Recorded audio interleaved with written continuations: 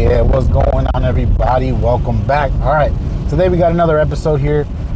This episode is about cold calling tips and what you can do to try to, win these customers over and succeed in cold calling.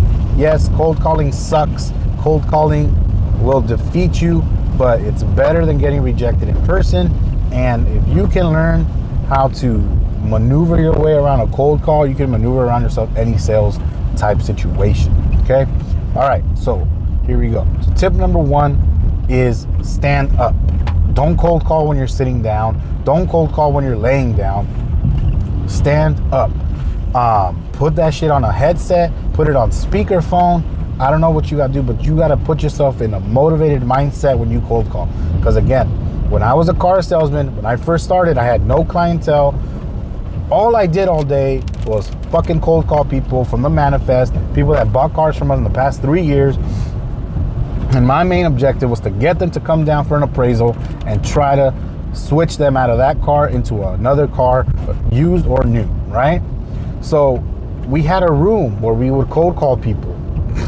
And in that room, it's a bunch of us.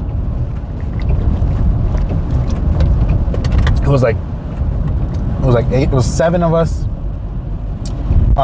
And there was at least 3 people in that room at all times, right? And so when you're cold calling, at least for me, I can't cold call in a room full of people. One, because I can't concentrate on my phone call because my other ear that doesn't have the phone is listening to what the hell's going on. I can't drown them out. So I'm like doing both. I'm listening to my customer and I'm listening to what the hell's going on around me. And secondly, I can't cold call sitting down. I talk with my hands. I like to move around, and I can't do that obviously when I'm sitting down. I mean, I can move my hands, but I can't move around. What, I can fucking scoot around in my chair? No.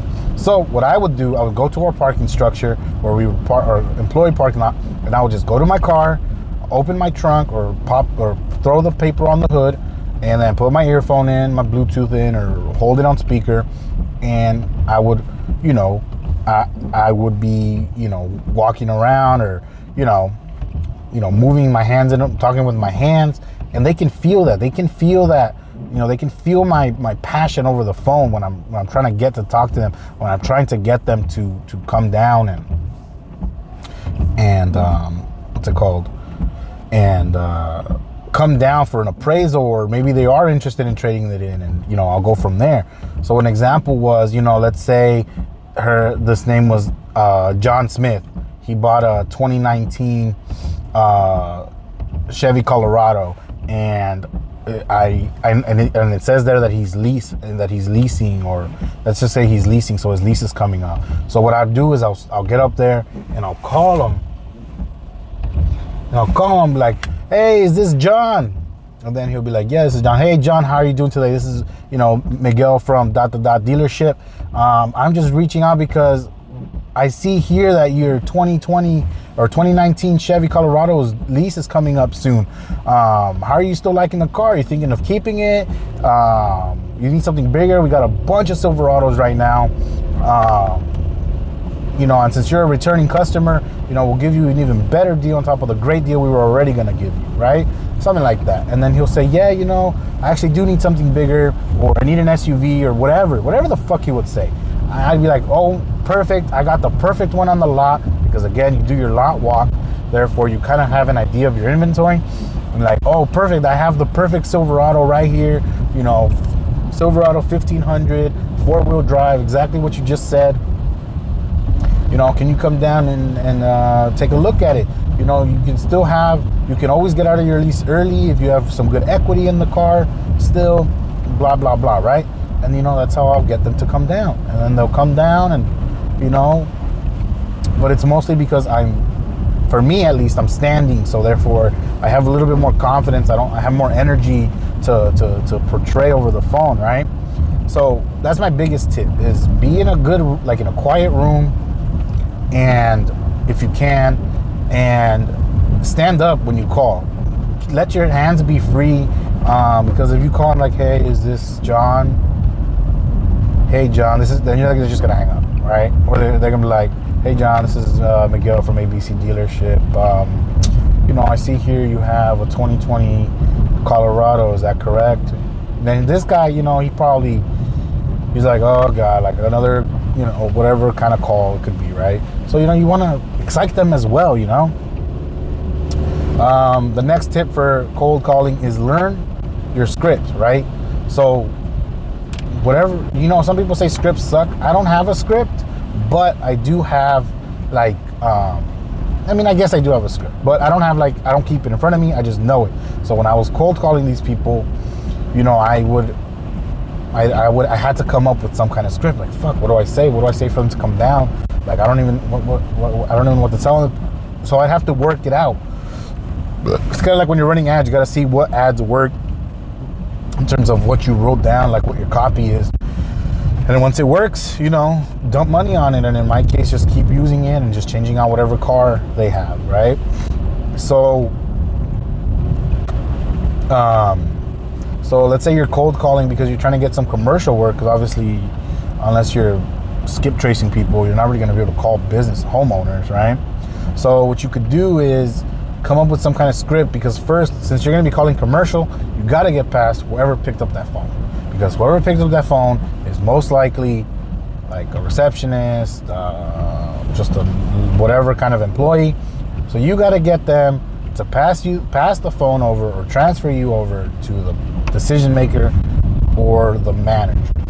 And then from there you can go about your spiel. So let's say the one that worked for me, what I would just say, if I'm just cold calling people just randomly, just say, hey, is the manager around? And they would just say yes or no. I'm like, oh, do you know when they're gonna be there? I really need to talk to them.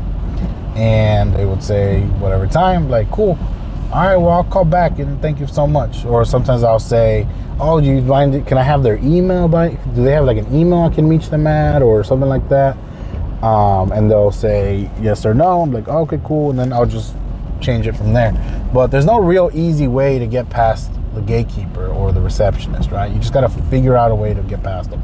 Sometimes I would say, yeah, I was there the other day and I have a complaint, and I really want to talk to the manager. And that would sometimes get me through, because they'll be like, oh, okay, can you tell me a little bit more? And then I would just make up something, right?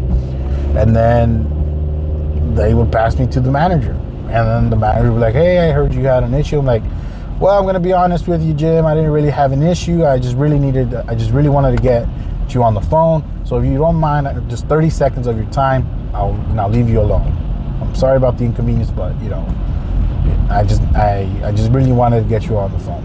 And then they'll say, so most of the time they just laugh. Really, I never really do that one because it's a little iffy. You don't want to start off on a lie. It's a little white lie. But anyways, so then I'll tell them, hey, so I'm a window cleaner here in the area. I do a lot of commercial work around you. I don't know if you've seen me in the area. They'll probably say no, I haven't, because I'm not in that area. I'm like, yeah, so I'm there once a month. I'd really like to add you to our list of businesses that we clean and maintain. Is this something you're interested in? And most of the time they'll say yes or no. If they say no, hopefully they'll say no with some kind of objection, like it's not something we're interested in, or it sounds expensive, or we don't have the budget. And then if they say we don't have the budget, I'm like, oh, so you've had this service before?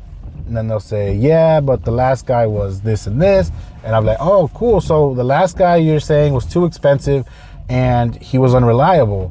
What if I was what if I'm potentially on the cheaper side that fits your budget and I'm more reliable? We'll be there every month on the time, whatever time we decide, I'll be there. It will be ease of mind. We have seamless and easy payments. We can set you up on our Square account, and it could be a recurring payment, or it could be something we clean, we're out, we send you the invoice, and we call it a day. So that's one way I used to get past that objection. If they say it's too expensive, and let's say you haven't even said your price, you're like, how can something be too expensive when you don't know the price, right?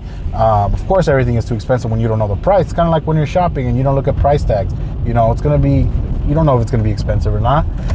Let me tell you, How many windows do you have, right? You know, well, what if I told you this is under $50 and it's only once a month, right? Or whatever. And they're like, oh, okay.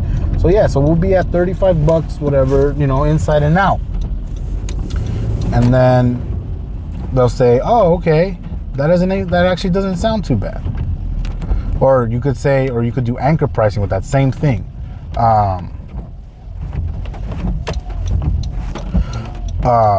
You could do an anchor price. He's like, oh, does $50 sound too expensive to you? And then he'll say, yeah, it is. Well, perfect. I'm not $50. I'm only $35. Imagine $35. I'm sure, you know, that's super in your budget. You know, I don't see why this wouldn't be in your budget. And then he'll say, wow, that is cheaper than I thought. Oh, okay, cool. So what do you want to schedule a business? You want me to meet in person, or does this sound something like you want to get started? I'll be there next month, or not next month. I'll be there next week. Actually, I have the other places in the area due next week, so I can stop by next week and get this done for you.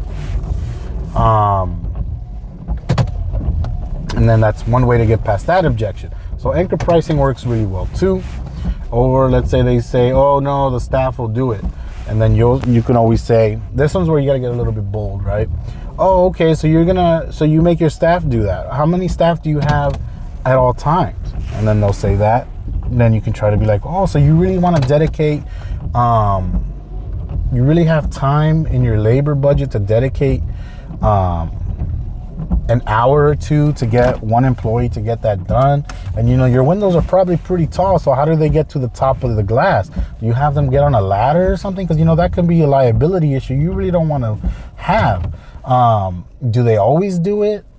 You know, like I said, this is something we're trying to alleviate. One thing off your business, keep your entryway nice and clean, and we just want to make sure this is super easy for you. You have nothing to worry about. Your employees don't have to waste time on it, and I'm pretty sure they don't like doing it. Who really likes to clean windows besides me? And so I started a whole business around it, and then they'll laugh. So, you know, those are 3 objections you can easily get past with just knowing what to say when those objections come. This all stems back to like when I was in sales as a car salesman. I had to have answers for objections like ready to go. Price is too high. I need to think about it. I got to talk to my wife about it. I got to do this. I got to do that. I got to talk to my grandma. You know, you just got to have the right answer. So this is really more an episode about how to get better at cold calling, right? So if you do those 3 things, get a script. Not 3 things. Get those 2 things good going. Is have the right environment, stand up when you talk, and have a script with objections. Any possible objection you can think of, try to have an answer for it, right? The way you can come up with these objections is talk with a friend, talk with your significant other, talk to your brother, talk to your sister, talk to somebody and say, hey, I want to practice this with you. And if you could just be as objective as object to everything as much as you can so I can get better at it, right? All right. So hope this helps. If it does, don't forget to like and subscribe. Till the next one, peace.